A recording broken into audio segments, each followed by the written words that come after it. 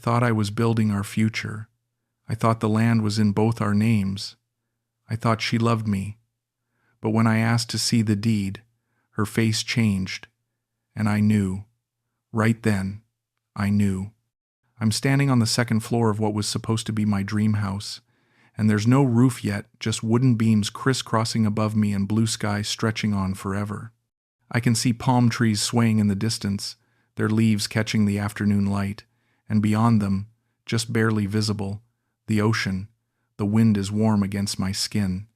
Everything smells like concrete dust and fresh paint and lumber. I put my hand on the unfinished railing and think to myself, this is it, Martin. This is the best decision you ever made. I'm 63 years old and I finally feel alive again. After all those years of just existing, just breathing in and out, I finally feel like I have a purpose, like I matter, like someone needs me. 34 years I spent teaching American history to teenagers in Cleveland who couldn't have cared less about the Revolutionary War or the Constitution or the Civil Rights Movement. 34 years in the same classroom with the broken window blind that never quite closed all the way, the same gray hallways that smelled like floor wax and whatever mystery meat they were serving in the cafeteria, the same cold winters where I'd wake up in the dark, scrape ice off my windshield with numb fingers, drive to school, teach kids who were half asleep, grade papers, drive home in the dark, and do it all over again the next day. Then my wife left me when I was 58 years old. Just walked out one Thursday afternoon while I was grading essays at the kitchen table. She stood in the doorway with her coat on and her car keys in her hand, and she said, "I can't do this anymore, Martin." I looked up at her. I said, "Do what?" She said, "This, you, us. You're boring. You've given up on life, and I can't watch it anymore." I asked her if there was someone else. She said no. She said, "There's just nothing left here for me." Then she left, just like that. 32 years of marriage, gone in 5 minutes. After the divorce, I stayed in that empty house for 5 years. 5 long, quiet years. My friends started retiring, posting pictures on Facebook of themselves on golf courses in Florida, at beaches in the Carolinas, living these lives full of sunshine and smiles. My daughter, Sarah, moved to Seattle for a software job. She'd call me every Sunday afternoon. We'd talk for maybe 10 minutes. She'd ask, "How are you doing, Dad?" I'd say, "Fine, honey, just fine." She'd tell me about her job, her apartment, her boyfriend. I'd listen and make the appropriate sounds. Then she'd say, "Are you sure you're okay?" And I'd say, "Of course. Don't worry about me." But I wasn't okay. I was drowning, slowly, quietly. Nobody could see it but me. I'd wake up at 6 in the morning, make coffee, sit at the kitchen table and stare at the wall, go to work, teach the same lessons I'd been teaching for 3 decades, come home, microwave a frozen dinner, watch television shows I didn't actually care about, and go to bed. That was my life, day after day, a gray loop with no variation, no joy, no purpose, just waiting. For what? I didn't know. Maybe I was waiting to die. I don't know. Then one night I couldn't sleep. It was maybe 2 in the morning and I was lying in bed staring at the ceiling, and I gave up trying. I went downstairs, sat on the couch in the dark, and pulled out my phone. I started scrolling through YouTube. I don't even remember what I was looking for, but then I saw this video, this travel vlog. The title was something like "Living in Paradise for $1,000 a month." It was about the Philippines. Some young backpacker with a camera walking along these incredible white sand beaches, crystal clear water, palm trees, local people smiling and waving, street food vendors, sunsets that looked like paintings. And at the end of the video, the guy looked at the camera and said, "You could retire here on $1,500 a month and live like a king." I watched that video 3 times in a row. Then I watched 10 more just like it. Videos about Cebu, about Manila, about expat life in Southeast Asia, about men my age who'd left everything behind and started over. By the time the sun came up, I'd made a decision. I was going. I didn't tell Sarah. I didn't tell my friends. I just went online, bought a plane ticket, and 2 weeks later I was standing in the Cebu airport with a backpack and a hotel reservation and this feeling in my chest that I hadn't felt in years. Hope. Actual hope. The second trip is when everything changed. The first trip was nice. I stayed in a resort, went to the beach, ate at tourist restaurants, felt like a tourist. But the second trip? That's when I met her. Janessa. It was my third day there. I was sitting alone at this beachside cafe in Mactan.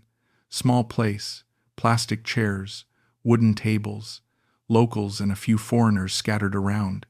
I was drinking a San Miguel beer and pretending to read a guidebook, but really I was just people watching, feeling self-conscious and out of place. All these young backpackers with their tan skin and their easy laughter, these couples holding hands and looking at each other like they were the only two people in the world. And then there was me, a 62-year-old guy with a sunburn on my nose and a beer belly and no idea what I was doing with my life. I was about to pay my bill and leave when she walked over. She had long, dark hair pulled back in a ponytail and this smile that made me feel like maybe I wasn't invisible after all. "You're American?" she asked. I nodded. "Yeah, from Ohio," she laughed. It was a warm laugh, genuine. I can always tell. Americans always look a little lost here. That obvious? A little. She gestured to the empty chair across from me. "Can I sit?" I was surprised. "Sure, of course." She sat down and extended her hand. "I'm Janessa." "Martin," I said, shaking her hand. "My cousin works at the resort down the road. She said she saw you yesterday. She told me you were here alone. I didn't know what to say to that." "Yeah, just me." "Why alone?" I shrugged. "Long story." "I like stories," she said, and smiled again. And just like that, we started talking. She asked me about Ohio, about teaching, about why I'd come here by myself. I told her I was tired of being cold, that I needed a change. She told me about her life. She'd been working night shifts at a call center for 6 years. American customers calling about their credit card bills, their phone plans, their complaints. She'd sleep during the day, work all night, support her mother and her younger brother. She said, "I never have time for myself. Never have time to just sit like this and talk to someone." She looked tired when she said it, sad even, and I felt something shift in my chest. This protective instinct, this need to help. We spent the whole day together. She took me to places tourists didn't know about, a hidden beach where locals went swimming, a market where old women sold fresh fruit and fish, a small chapel on a hill with a view of the entire island. She didn't treat me like I was old. She didn't make me feel like a burden or an obligation. She just talked to me like I was a person worth knowing. By the end of the week, we were inseparable. On my last night before flying back to Ohio, we were sitting on the beach watching the sunset, and she turned to me and said, "I'm going to miss you, Martin." I looked at her. Her face was lit up orange and pink from the setting sun. I said, "I'm going to miss you too. Will you come back?" "I don't know," I said. But I did know. I already knew. "I hope you do," she said quietly. When I got back to Ohio, we talked every single day. Video calls, text messages. She'd send me pictures of the sunset. I'd send her pictures of snow. She'd tell me about her shifts at work, the difficult customers, how tired she was. I'd tell her about my day, my students, how empty the house felt. One night, maybe 2 months after I'd left, she said, "I miss you, Martin. I really do." And I said, "I miss you too." She said, "When are you coming back?" And I said, "Soon. I promise." 3 months later, I bought another ticket. This time, one way. I told Sarah I was going back to the Philippines for an extended visit. She said, "Dad, are you sure about this?" I said, "I'm sure." She said, "Please be careful." I said, "I will," but I wasn't being careful. I was diving in head first. Because for the first time in years, I felt wanted. I felt needed. I felt like my life meant something. Jenessa picked me up from the airport. She ran to me and hugged me so tight I could barely breathe. She said, "You came back." I said, "I told you I would." We went to dinner that night at a small restaurant by the water. We talked for hours. At one point she reached across the table and took my hand. She said, "Martin, I need to tell you something." My heart started racing. I said, "What is it?" She looked nervous. "I don't know how to say this," I said. "Just say it." She took a breath. "I love you." I stared at her. I thought maybe I'd misheard. I said, "What?" She said it again. "I love you, Martin." I felt tears in my eyes. I said, "Are you sure?" She laughed. "Yes, I'm sure." "Why would you ask that?" I said, "Because I'm 62 years old and you're 35 and I don't understand why someone like you would love someone like me." She squeezed my hand. "Because you're kind. Because you listen. Because you make me feel safe. That's why." I couldn't speak. I just nodded. She said, "Do you love me?" And I said without hesitation, "Yes." That night, lying in bed in my hotel room, I made another decision. I was going to stay. I was going to build a life here. With her, I was going to retire, buy land, build a house, start over. Finally start over. The next morning I told her my plan. We were having breakfast and I just blurted it out. "I want to stay here, permanently." She looked up from her plate. "Really?" I said, "Really. I want to buy land, build a house, retire here, with you." Her eyes got wide. "Martin, are you serious?" I said, "I've never been more serious about anything in my life." She started crying. Happy tears. She said, "I can't believe this." I said, "Believe it." She said, "My friend knows someone selling land. It's beautiful, just outside the city. Affordable," I said. "Can we see it?" She said, "Today. We can see it today." We drove out there that afternoon. A half-acre lot surrounded by palm trees and banana plants. Quiet, peaceful, beautiful. I stood in the middle of that empty lot and I could see it. Our house, our future, our life. Janessa stood next to me and said, "What do you think?" I said, "I think it's perfect." She said, "Really?" I turned to her and said, "Let's do it. Let's build our house." She threw her arms around me and kissed me. She said, "I can't believe this is happening." Neither could I, but it was. It was really happening. I flew back to Ohio one last time.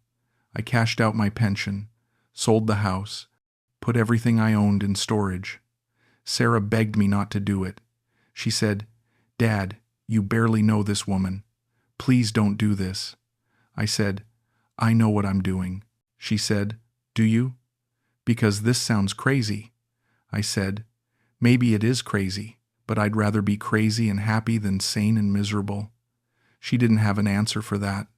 The day I left, she hugged me at the airport and said, "Please be careful." "Please," I said. "I will, I promise." But I wasn't careful. I was reckless, blind, desperate for something real, and I thought I'd found it. I came back to Cebu with $63,000 in my bank account and a plan. Jenessa had everything arranged. She'd talked to the landowner, negotiated a price, found a contractor through her cousin. She said, "You don't have to worry about anything. I'll handle it." I said, "Are you sure?" She said, "Yes. Your Tagalog is terrible, and you don't understand how things work here. Let me take care of it." So I did. I trusted her completely. I wired $45,000 for the land, for materials, for labor, for permits and fees, and everything else. Work started within a week, faster than I'd expected. The contractor and his crew showed up every morning at 7. Foundation, walls, framing, electrical, plumbing. I was there every single day, watching, helping when I could, choosing tile colors, picking out paint, measuring windows. I felt useful again. I felt like I was building something that mattered, something permanent, something real. Janessa was with me constantly during those first few months. She'd bring lunch for the workers. She'd translate when I didn't understand something. She'd hold my hand and say, "Look what we're building, Martin. Our home, our future." Her family started coming by. Her mother, her younger brother, Rico. They'd walk through the construction site, looking at the progress, smiling, thanking me. Her mother would hug me and say things in Tagalog that Janessa would translate. She says, "You're a good man." She says, "You're a blessing to our family." I almost cried the first time she said that. I thought, this is what family feels like. This is what it feels like to belong somewhere, to matter to someone. Rico called me Kuya Martin, Big Brother Martin. He'd help carry supplies sometimes. Ask me about America, about teaching, about my life. I told him stories about my students, about winters in Ohio, about baseball and hamburgers and all the things he'd only seen in movies. He'd listen with this fascination in his eyes, like I was the most interesting person in the world. I loved it. I loved all of it. The house was going up fast. Walls, roof beams, windows, doors. It was beautiful. Exactly what I'd imagined. Better, even. I'd take pictures every day and send them to Sarah. She never responded, but I didn't let that bother me. I was too happy, too focused on the future. There was this voice sometimes, late at night, when Janessa was asleep next to me, this quiet little voice in the back of my head that would whisper, "Where's the deed? Where's the land title? Why haven't you seen it yet?" And I'd push it away. I'd roll over and look at Janessa sleeping and think, "Stop being paranoid. She loves you. She's handling everything. This is normal." One morning I asked her about it, casual, light. "Hey, when does the land title usually come through?" She was making coffee. She didn't turn around. "Why?" she said. I said, "Just curious. I'd like to have it for my records." She turned around then. Her face was tight. "It takes time here, Martin. Paperwork is slow. You have to be patient." I said, "I know. I just thought maybe by now." She said, "Are you saying you don't trust me?" I felt my stomach drop. "No, of course I trust you. I was just asking." She softened a little. "Then stop worrying. I told you I'd handle it, and I will." I said, "Okay, I'm sorry." She kissed me on the cheek. "It's okay. I know you're not used to how things work here, but everything is fine. I promise." And I believed her, because I needed to believe her, because the alternative was too terrifying to consider. Around the 6-month mark, things started to shift. Small things at first. Janessa wasn't around as much. She'd leave early in the morning and come back late. When I'd ask where she was going, she'd say, "I have errands, family stuff." When I'd ask if I could come with her, she'd say, "It's boring. You should stay here and supervise the workers." She was on her phone constantly, texting, calling, having conversations in rapid Tagalog that I couldn't follow. I'd ask, "Who was that?" She'd say, "My brother," or "my cousin," or "just a friend." But her tone was different, defensive, closed off. She stopped being affectionate. We used to sit together every evening and talk about the house, about our plans, about the future. Now she'd go to bed early, or say she had a headache, or she was too tired. We stopped having sex. When I'd reach for her at night, she'd say, "Not tonight, Martin. I'm exhausted." I told myself it was just stress. Building a house is stressful. Planning a future is stressful. She's tired. That's all. Just tired. But deep down, I knew something was wrong. I could feel it. One evening, I brought it up. We were sitting on the porch of the unfinished house watching the sunset. I said, "Janessa, is everything okay? You seem distant lately." She didn't look at me. "I'm fine," I said. "Are you sure? Because it feels like something's changed." She turned to me. Her face was hard. "What are you saying, Martin?" I said, "I'm not saying anything. I just want to make sure we're okay." She stood up. "We're fine. Stop questioning everything. "You're being paranoid," I said. "I'm not being paranoid. She cut me off. "Just what? You don't trust me?" I said. "That's not what I said," she said. "But that's what you meant." She walked inside. I sat there alone, feeling like I'd done something wrong, like I was the problem. A few days later, I asked her again about the land title. "I'd really like to see it," I said, "just to have it, for peace of mind." Her reaction was immediate. "Why do you keep asking me that? Don't you trust me?" I said, "Of course I trust you," she said. "Then stop asking." I said, "Janessa, it's my money, my future. I just want to make sure everything is in order." She looked at me like I'd slapped her. Then she stood up and walked out. She didn't come back that night. I called her, no answer. I texted her, nothing. I sat in the unfinished house alone, staring at my phone, wondering what I'd done wrong. The next day, the contractor came to me. "Mr. Martin," he said, "we need more money." I said, "For what?" He handed me a list: materials, labor, unexpected expenses. It added up to $8,000. I stared at the list. "This is a lot," I said. He nodded. "Yes, but necessary. If you want the house finished." I said. "Let me talk to Janessa," he said. "Okay, but we need the money soon, or we stop work." When Janessa finally came back, I showed her the list. "Can you explain this?" I said. She glanced at it. "It's normal, Martin," I said. $8,000 is normal?" She said, "You don't understand how things work here. Materials are expensive. Labor is expensive.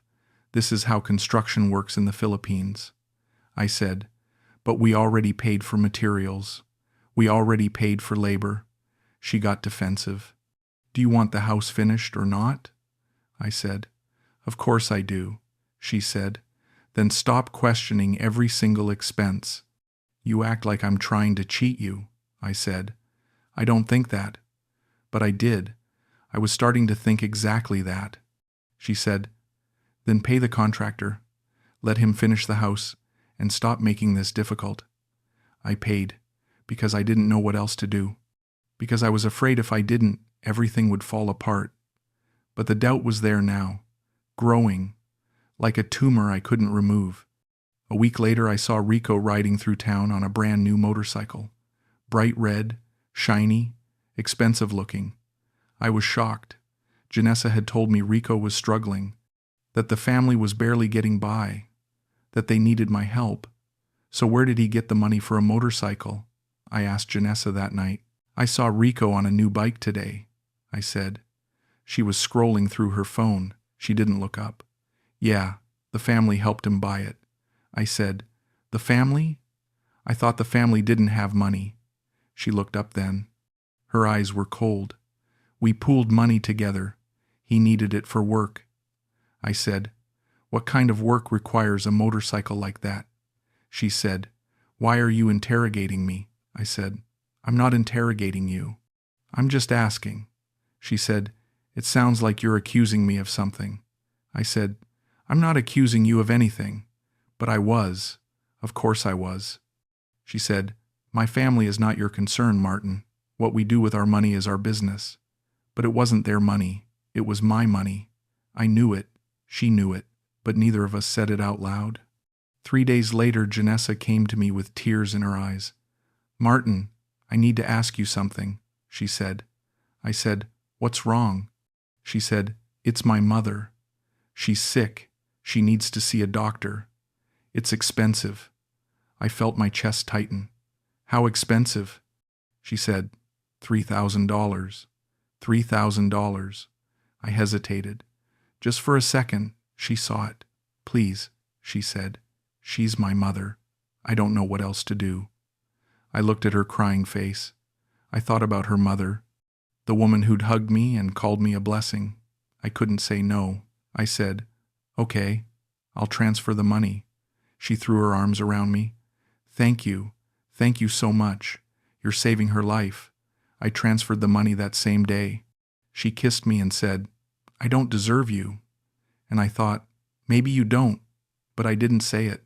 2 days later, I was at the market buying groceries, and I saw her, Janessa's mother, standing at a fruit stand, laughing, talking with friends.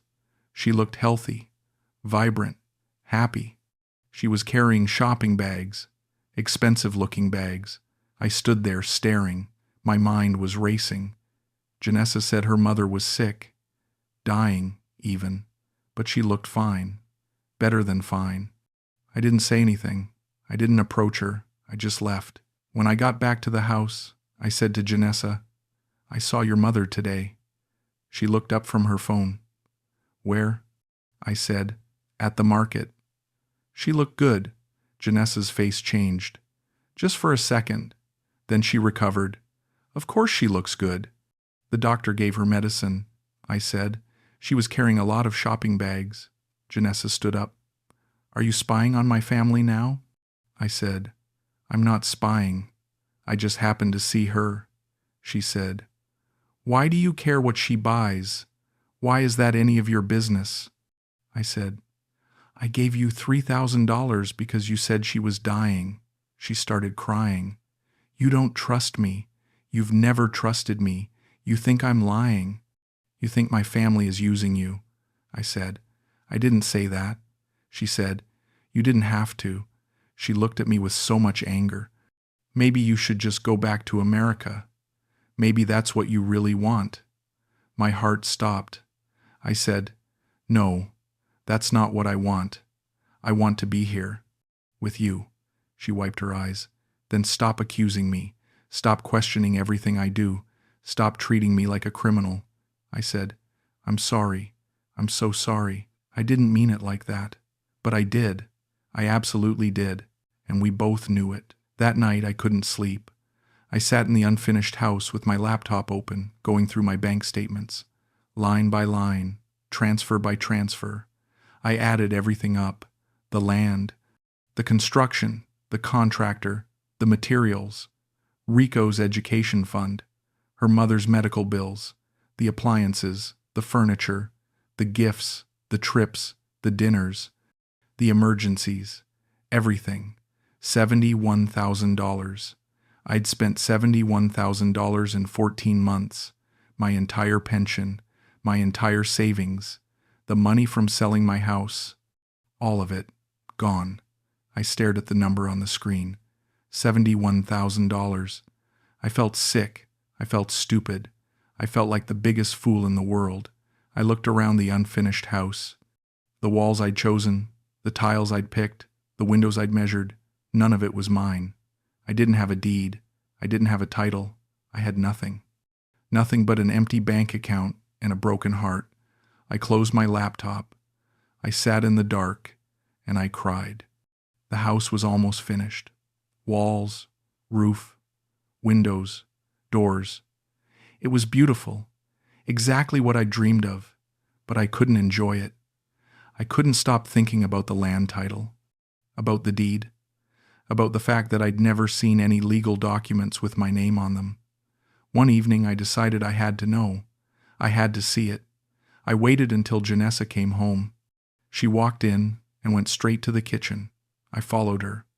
"Janessa," I said, "we need to talk." She didn't turn around. "About what?" I took a breath. "I want to see the land title." Silence. Long, heavy silence. Then she turned around. Her face was completely blank. No emotion, no warmth, nothing. "Why?" she said. Her voice was ice. I said, "Because it's my money, my future. I need to make sure everything is in order." She said, "Why do you need to see it?" I said, "Because I do. Because I have a right to," she said. "You don't trust me," I said. "This isn't about trust. It's about having legal documentation for my investment." She stared at me. Then she said, "No," just like that. "No." I said, "What do you mean, no?" She said, "I mean no. You don't need to see it." I felt panic rising in my chest. "Janessa, please. I'm not trying to fight. I just want to see the deed. Please." She picked up her phone. "I'm calling my cousin." I said, Why? She didn't answer. She just dialed, spoke in Tagalog. Then she hung up. He's coming, she said. Then she walked out of the room. I stood there alone, my hands shaking, knowing that whatever was about to happen, it wasn't good. Her cousin arrived 20 minutes later. He walked in with Janessa. They both looked serious. He said, "Martin, sit down." I sat. He sat across from me. Janessa stood by the door with her arms crossed. He said, "Janessa told me you want to see the land title." I said, "Yes, I do." He nodded slowly. "Okay. I tell you the truth. The land is in Janessa's name." My stomach dropped. I felt like the floor had disappeared beneath me. I said, "What?"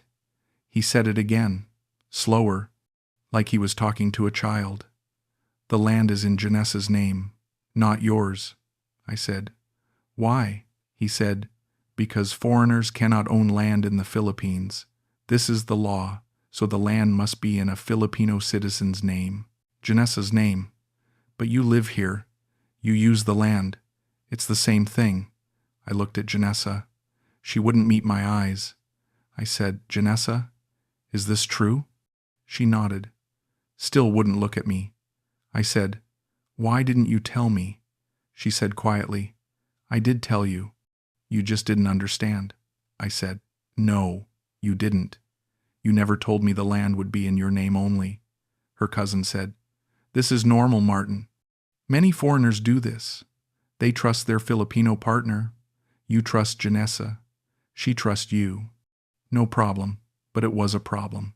It was a massive problem." I said, "I want to see the deed." He said, "Why?" I said, "Because I paid for it. I have a right to see it." He looked at Janessa. They spoke in Tagalog. Then he looked back at me. "She will show you, eventually. But right now, she doesn't have it with her." I said, "Where is it?" He said, "Safe place." I said, "What safe place?" He stood up. "Martin, you need to relax. Everything is fine. The house is almost finished. You will live here. With Janessa. That was always the plan. Nothing has changed. But everything had changed. Everything." He left. Janessa went to the bedroom. I sat there alone in the house I'd built, the house I'd paid for, the house that would never be mine. And I finally understood. I'd been a fool. I didn't sleep for 3 days. I couldn't eat. I couldn't think straight. I just sat in that house staring at the walls. Janessa avoided me. She'd leave early, come back late. When she was home, she stayed in the bedroom with the door closed. Her family stopped coming by. Rico stopped calling me Kuya. The contractor finished the last few things and left.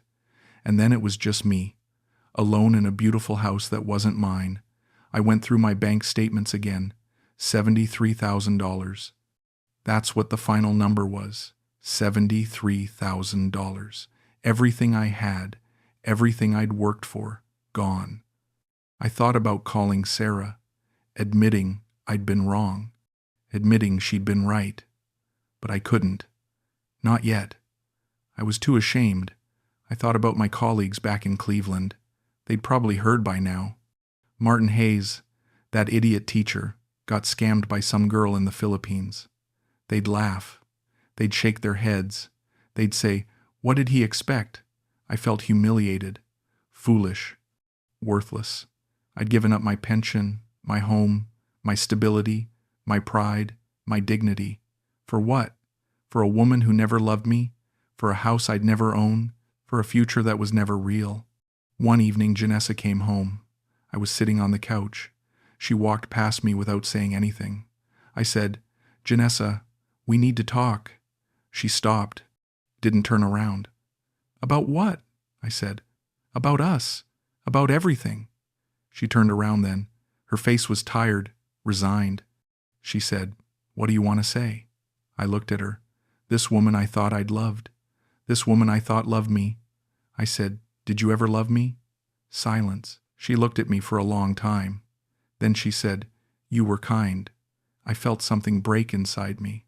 I said, "That's not what I asked." She sighed.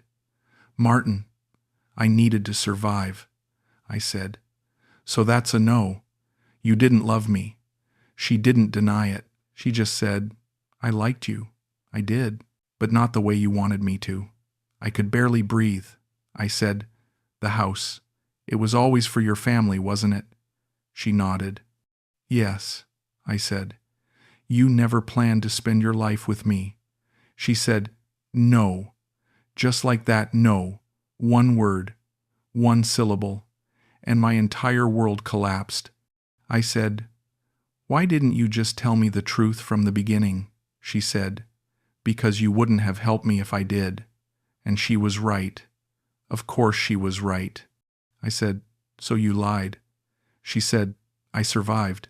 We stared at each other. Then she said, you're a good man, Martin. You are. But you wanted something I couldn't give you. You wanted love. You wanted a wife. You wanted a family. And I needed money. I needed a house for my mother and my brother. I needed security. That's the truth. I said, you used me. She said, yes. No apology, no shame, just yes. She sat down across from me. She said, I'm not going to apologize. I did what I had to do. You can hate me if you want. But I'm not sorry, I said. What happens now? She said, you can stay in the house if you want, but it will never be yours. Or you can leave, go back to America. Start over. Either way, we're done. This, whatever this was, it's over. I sat there. I didn't yell. I didn't cry. I didn't argue. I just nodded. Okay, I said. She looked surprised. Okay, I said. Okay. There was nothing left to say. She stood up and walked to the bedroom. I sat there alone, and I finally accepted the truth. I wasn't her partner. I wasn't her love. I was her funding. That's all I ever was. A bank account with a heartbeat. The next morning I packed my things. One suitcase. My laptop. A few books. Some clothes. That was it. Everything else, I left.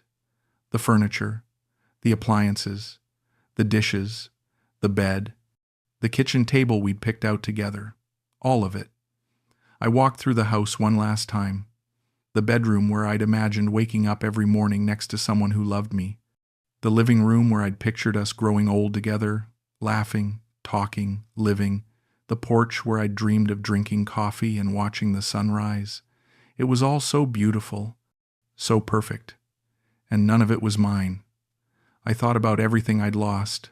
The money, yes, but more than that, time, hope, dignity, self-respect.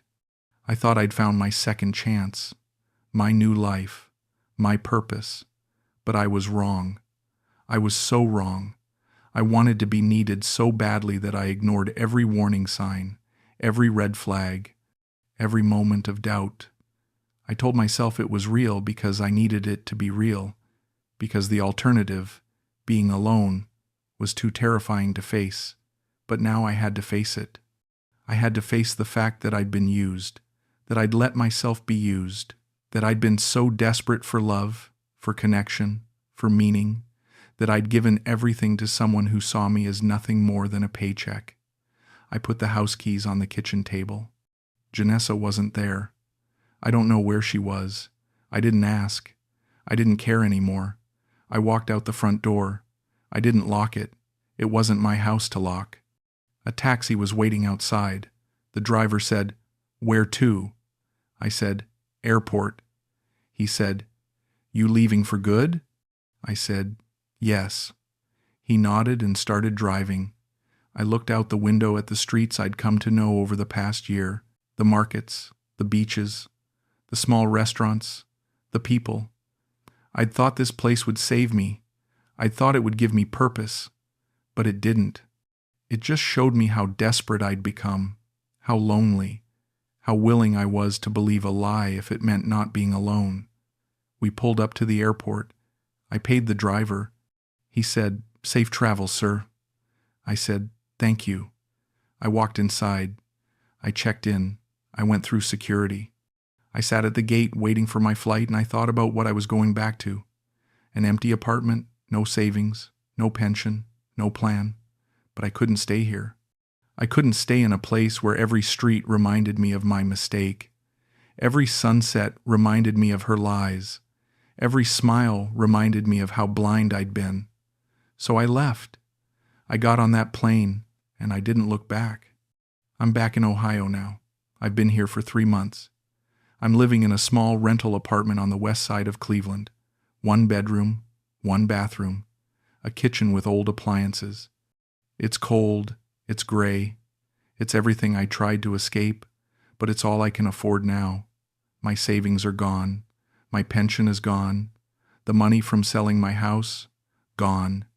I'm substitute teaching again, just to pay rent and buy groceries. I show up at different schools every week, middle schools, high schools, teaching classes I used to teach full time. The kids look at me like I'm nobody, a random old man who doesn't know their names and doesn't matter. And maybe they're right. Maybe I don't matter. I called Sarah the week after I got back. I didn't know what to say. I just called. She answered on the second ring.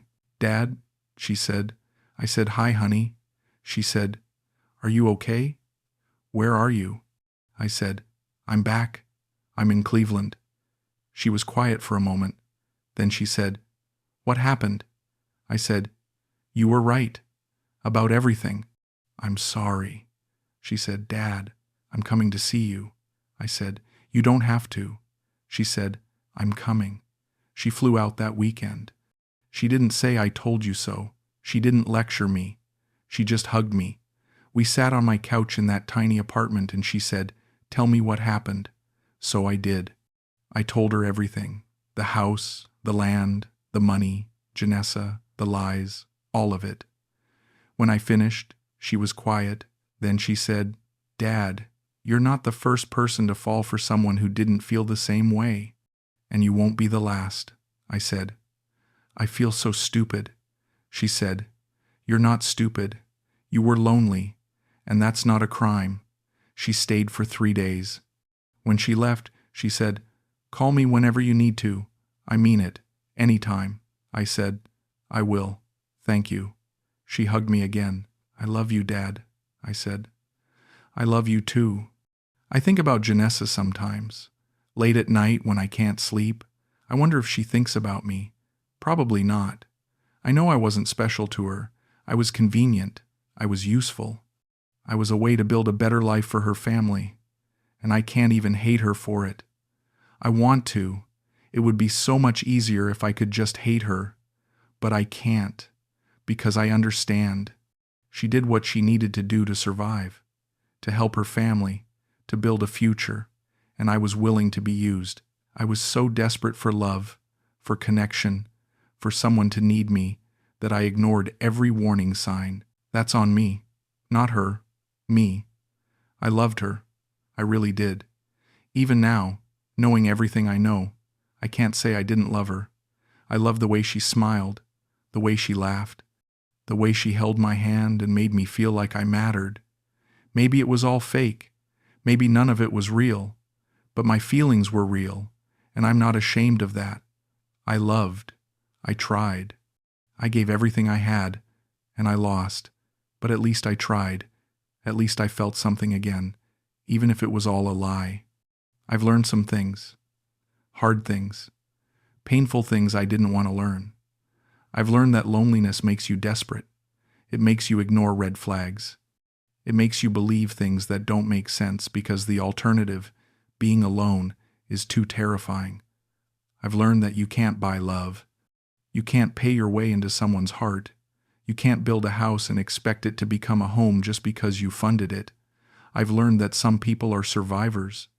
They do what they have to do to get by, to help their families, to build a future, and sometimes that means using people like me, people who are vulnerable, people who are lonely, people who just want to be loved. I don't hate Janessa. I really don't. I'm just sad. Sad that it wasn't real. Sad that I wasn't enough. Sad that I gave everything and got nothing in return. But I'm still here. I'm still breathing. I'm still moving forward, one day at a time. Sometimes people ask me if I regret it. Going to the Philippines, spending all that money, building that house. And honestly, I don't know how to answer. Do I regret loving her? No, even if it was one-sided. Even if it was a lie. I don't regret the feeling of being loved, even if it was fake. Do I regret trusting her? Yes, absolutely. Do I regret ignoring all the warning signs? Yes, every single day. But regret doesn't change anything. It doesn't bring my money back. It doesn't make the house mine. It doesn't make her love me. So what's the point of drowning in it? I try to focus on what I learned instead. I learned that I'm capable of love, even at 63, even after a divorce, even after years of loneliness and emptiness. I learned that I'm stronger than I thought. I survived this. I'm still standing. I lost everything and I'm still here. That counts for something. I learned that not everyone who smiles at you wants what's best for you. And that's okay. That's just life. That's just people. I learned that sometimes the hardest lesson is accepting that you can't make someone love you. No matter how much you give, no matter how much you sacrifice, you can't force it and you shouldn't have to. I'm okay now. Or at least, I will be. I wake up every morning and I make coffee. I sit by the window in my small apartment and I watch the snow fall. I watch people walking to work. I watch life go by. And I think about the future. Not the future I planned, not the future I dreamed of, but the future I actually have. Maybe I'll save up enough money to retire for real one day. Maybe I'll travel again, see new places, have new experiences. Maybe I'll meet someone else, someone who actually loves me, someone who sees me as more than a wallet. Or maybe I won't. Maybe I'll just be alone for the rest of my life. And maybe that's okay too. I don't need someone to complete me. I don't need someone to make me feel valuable. I'm valuable on my own. I'm enough on my own. It took losing everything to figure that out, but I figured it out, and that means something. I started seeing a therapist last month. First time in my life. Her name is Dr. Chen. She's kind, patient, she listens. She asked me what I wanted out of therapy. I said, I don't know anymore. I don't know what I want. She said, that's okay. You don't have to know right now. You just have to keep going. So that's what I'm doing. I'm keeping going, one day at a time, one foot in front of the other. I'm not the same man who flew to the Philippines 2 years ago full of hope and dreams. I'm not the man who stood on that unfinished second floor thinking he'd found paradise. I'm someone else now. Someone quieter, someone sadder, but also someone wiser. Someone who knows that love isn't enough if it's only coming from one person. Someone who knows that trust has to be earned, not given blindly. Someone who knows that home isn't a place you build with money. It's a feeling, a sense of belonging, a sense of safety. And I'm still looking for that. Maybe I'll find it someday. Maybe I won't. But at least now I know what I'm looking for, and I know what I'm not willing to settle for anymore. I'm not willing to settle for someone who sees me as an ATM, someone who smiles at me because of what I can give them, not because of who I am. Someone who says they love me but can't look me in the eye when I ask for the truth. I deserve better than that. Everyone does. And if being alone means avoiding that kind of pain again, then I'll be alone. I've been alone before. I survived it. I'll survive it again. The snow is falling outside my window right now. Heavy. White. Quiet. It's covering the cars and the sidewalks and the rooftops. Everything is turning white. Clean. New. I used to hate the snow. It reminded me of everything I wanted to escape. The cold, the grayness, the loneliness. But now I find it peaceful, calming. It's beautiful in its own way. This is home now. Not the home I wanted. Not the home I dreamed of. But the home I have. And maybe that's enough. For now. Maybe that's all I need. A warm cup of coffee. A window to look through. A new day ahead of me. I don't know what's coming next. I don't have a 5-year plan. I don't have dreams of building houses or falling in love. or starting over in some tropical paradise. I just have today, and tomorrow, and the day after that, small moments, small victories. Waking up, getting dressed, going to work, coming home, eating dinner, watching TV, going to bed, and doing it all again. It's not exciting, it's not glamorous, but it's mine. It's real, it's honest, and after everything I've been through, that's all I want. Something real, something honest, something that doesn't break my heart.